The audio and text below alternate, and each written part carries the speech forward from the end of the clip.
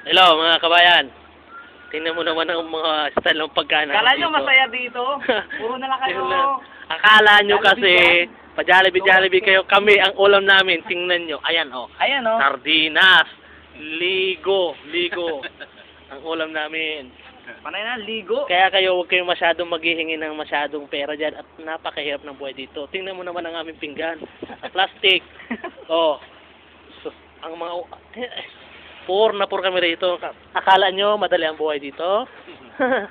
Nagkakamali kayo. Maganda lang pag medyo malaki ang sweldo. Pag uwi ng Pilipinas, maganda kasi may pera.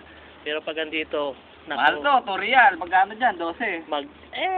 Huwag na kayo mag-abroad. Pag Pilipinas na lang kayo.